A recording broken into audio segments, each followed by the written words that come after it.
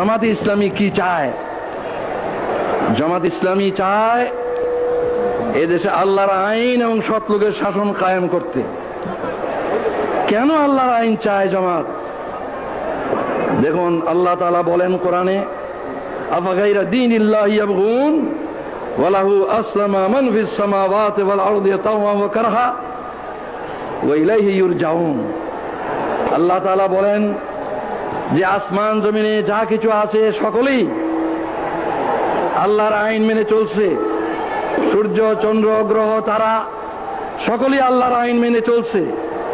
আমাদের এই দেহে যে রক্ত চলাচল করে তাও আল্লাহর আইন। এইভাবে আল্লাহর আইন সারা বিশ্ব মেনে চলছে। কিন্তু মানুষের বেলায় আল্লাহ তাআলা যে আইন দিয়েছেন, মানুষের এই শরীরের জন্য আইন দিয়েছেন, তাও আল্লাহ নিজে জারি করেন।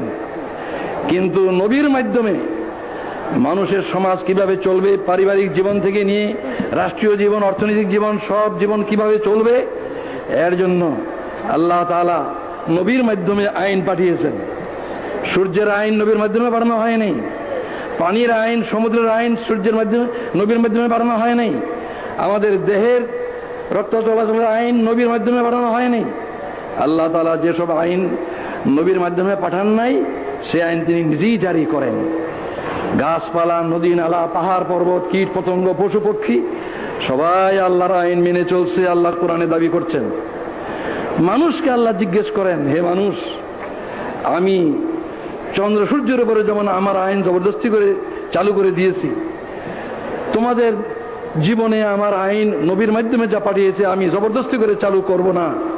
তোমরা ইচ্ছা করলে গ্রহণ করো, যদি গ্রহণ করো দুনিয়ায় শান্তি পাবে, আখিরাতে মুক্তি পাবে। আর যদি গ্রহণ না করো, দুনিয়াতেও অশান্তি পাবে, আখিরাতেও শাস্তি পাবে। এই হচ্ছে আল্লাহর আইন। আল্লাহর আইন সারা দুনিয়ায় কায়েম রয়েছে, কোরআনের দাবি।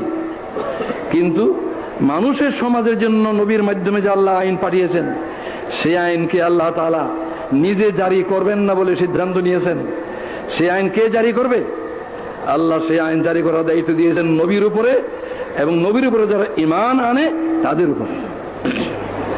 মুহাম্মদুর রাসূলুল্লাহ সাল্লাল্লাহু আলাইহি ওয়াসাল্লাম এবং তার পূর্ববর্তী নবীগণ আল্লাহর আইনকে মানব সমাজে কায়েম করার চেষ্টা করেছেন। সর্বশেষ নবী, সর্বশ্রেষ্ঠ নবী মুহাম্মদুর রাসূলুল্লাহ সাল্লাল্লাহু আলাইহি ওয়াসাল্লাম আল্লাহর আইনকে মানব সমাজে কায়েম করে দেখিয়ে দিয়েছেন যে একটা অসভ্য আরব সমাজ আল্লাহর আইন গ্রহণ করার ফলে মানব জাতির সর্দার, মানব জাতির পথ প্রদর্শক হয়ে গেল। সেই আইন কি জামাত ইসলামী বাংলাদেশে কায়েম করতে চায়? এই আইন কি রসুল যেভাবে কায়েম করেছেন সেভাবে কায়েম করতে চায়? রসুল কিভাবে কায়েম করেছেন? 13টি বছর রসুল সাল্লাল্লাহু আলাইহি ওয়াসাল্লাম একদল সৎ লোক তৈরি করেছেন, একদল ইমানদার এবং আমলে সালেহওয়ালা লোক তৈরি করেছেন। এরপরে এই লোকদেরকে নিয়ে মদিনায় তিনি ইসলামী গভর্নমেন্ট কায়েম করেন, এবং 10 বছরের মধ্যে গোটা আরবে যখন ইসলামের আইন জারি হয়ে গেল, তখন সারা বিশ্ব বিস্মিত হলো যে ইসলাম এত চমৎকার। আজ আফসোসের বিষয় যে কোরআনে ইসলাম আছে, হাদিসে ইসলাম আছে, জমিনে নাই, বাস্তবে ইসলাম চালু নাই। তাই আমরা যদি আমাদের এই প্রিয় জন্মভূমি বাংলাদেশে আল্লাহর আইনকে জারি করতে পারি, তাহলে সারা দুনিয়ায় আমরা নমুনা দেখাতে পারি যে এই হচ্ছে ইসলাম। আল্লাহ রসুল যেমন মদিনায় ইসলাম কায়েম করে সারা দুনিয়ার জন্য আদর্শ কায়েম করলেন, আসুন আমরা বাংলাদেশে ইসলামের আইনকে কায়েম করে মানব জাতির সামনে আদর্শ কায়েম করি। এই ব্যাপারে চট্টগ্রাম আমি আশা করি যে অগ্রণী ভূমিকা গ্রহণ করবে। আমার এই আশা কি পূরণ হবে? ইনশাআল্লাহ, ইনশাআল্লাহ। এরপরে আসুন, এরপরে আমি বলতে চাই যে ইসলাম আল্লাহ তাআলা জবরদস্তি করে কোন জাতির উপরে চাপায় দেন না। নূহ আলাইহিস সালাম 950 বছর চেষ্টা করলেন, কওম গ্রহণ করলো না, আল্লাহ কওমকে ধ্বংস করে দিলেন। কিন্তু জবরদস্তি করে আল্লাহর আইন কওমের উপরে চাপায় দিলেন না। এইভাবে বহু জাতি আল্লাহ ধ্বংস করেছেন।